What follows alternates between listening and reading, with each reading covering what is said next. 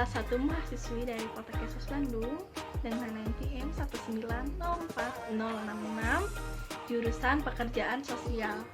Kali ini saya akan memperlihatkan salah satu video saya yang mewawancarai salah satu mahasiswi dari Poltekkes Bandung jurusan Kebidanan terkait pendapat mereka tentang kuliah online yang telah mereka jalani selama 1 tahun ini. Yuk kita simak video berikut ini dan selamat menikmati.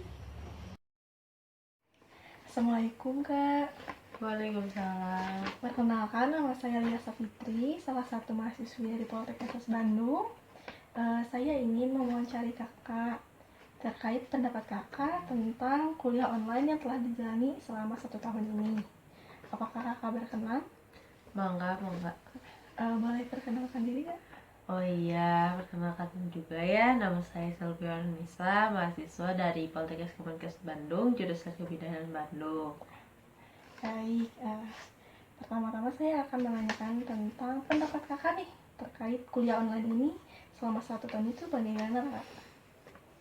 Alhamdulillah ya, untuk kuliah online yang udah hampir 1 tahun ini, emang sih banyak banget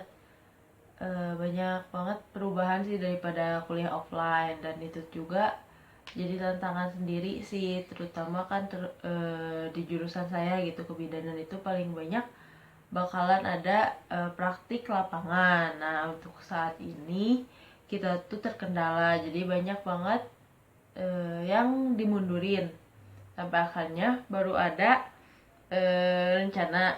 Itu masih jadi rencana sih, bagaimana si prakteknya itu bakalan dilaksanain. Terus ya pokoknya banyak tantangan sih sebenarnya kalau buat online ini. Berarti banyak rencana-rencana ya Kak yang harus ditunda seperti itu ya Kak?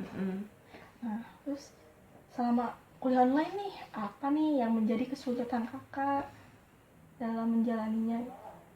Kalau kesulitan sih, kalau ya selain karena sinyal dan kuota, tentu aja karena online sih materinya itu jadi banyak yang nggak terlalu banyak yang diserap gitu. Soalnya kan ada beberapa yang harus dipraktekkan di live misalnya, ini jadi enggak, kita cuma berdasarkan video juga itu dari YouTube nyomot-nyomot, jadi kita nggak tahu tuh gimana kalau misalnya di dunia kenyataannya, kayak gitu palingan. Apakah mungkin itu juga menjadi salah satu tantangan paling besar ya Kak dari kuliah online selama ini? Karena kan kebidanan juga memang harus dibutuhkan praktek ya Kak. Iya, jadi tantangan terbesarnya itu sih, soalnya kan kita nanti jadinya main ekspektasi sama realita sama kita kan. Biasanya kita ngeliatin dari videonya, oh kayak gini pasiennya, tapi kalau misalnya udah ke lapangan kan nggak akan sebagus seperti di video.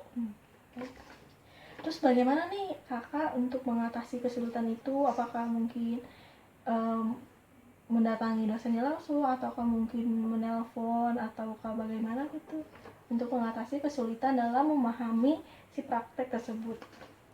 Kalau kesulitan dalam memahami masih sebenarnya ada di mana fase kita tuh sekarang dapat alat-alatnya. Nah, di situ kita bakalan ngelatih skill kita sebelum pada akhirnya kita bakalan dipersiapkan lebih dalam untuk persiapan menuju kerja lapangannya.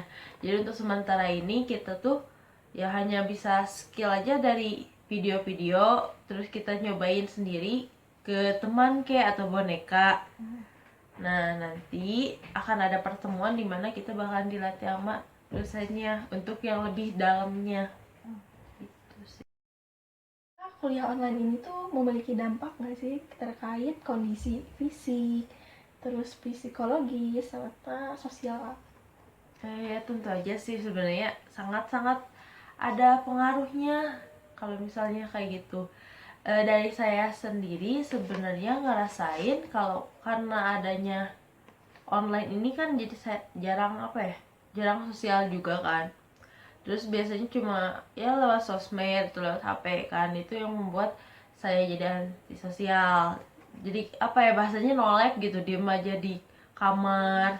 Terus selain itu sih sebenarnya kalau saya itu merasakannya akhir-akhir ini saya jadi lebih banyak rasa cemas karena kurang terlatih kan, apa ya, jadi lebih banyak terkurungnya dibandingkan kalau offline kan kita banyak eksplorasinya, sedangkan sekarang enggak, jadinya ya begitu. Kan kakak menjelaskan bahwa dalam prakteknya harus ada pasien. Nah, pasien itu kan bisa teman ataupun saudara. Nah, bagaimana sih? Apakah ada kendala kah dalam mengajak saudara ataupun teman? Karena kan tadi kakak menyebutkan agak kesulitan ya ketika kuliah online untuk berinteraksi gitu sama orang lain secara live gitu. Ya tentu aja ada kesulitan ya dalam mencari pasien atau gimana. Kadang kalau misalnya nggak ada orang yang bisa diajak, ujung-ujungnya pakai boneka gitu yang ada di rumah. Dan itu pasti nggak akan bisa melatih skill kan. Nah, sebenarnya kesulitannya itu karena saya itu harus nyarinya itu perempuan. Sedangkan saya kebetulan punyanya adik itu juga cowok, jadi agak sulit. Sehingga kadang memanggil teman atau enggak ibu gitu, ibu yang diminta untuk jadi pasien kayak gitu sih. Nah, terus tadi ada apa sih, kakak juga mengalami perasaan kecemasan ya. Nah, bagaimana sih kakak untuk mengatasi perasaan cemas itu? Apakah ikut konseling online atau mungkin curhat sama teman atau bagaimana? Kalau buat nanggapin kecemasan sih, kebetulan saya pernah nyobain konseling online. Di situ juga udah dikasih tahu kayak cara jalan keluarnya, kayak harus memanage diri ya. Dan sampai sekarang masih menerapkan, karena mau kayak gimana juga untuk kecemasan itu kadang nggak bisa di ini kan. Paling kayak gitu.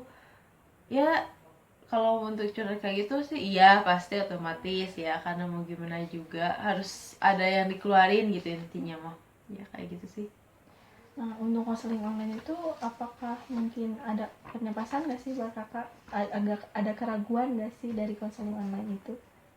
Tentu aja ada keraguan, soalnya kan di satu sisi kita nggak tahu kan apakah, ya sebenarnya dari kode etik juga pasti bakalan merahasiakan status pasien, tapi di satu sisi kayak belum yakin, jadi ya lebih banyaknya sih curhat ke teman sih dibandingkan ke ini. Tapi kalau misalnya kayak ngerasa ini ada yang berbeda di dalam diriku, nanti masuknya ke konseling online aja gitu, ke yang ahlinya dibandingkan sama temen. Kan kalau teman cuma kayak nebak-nebak sama dengerin doang.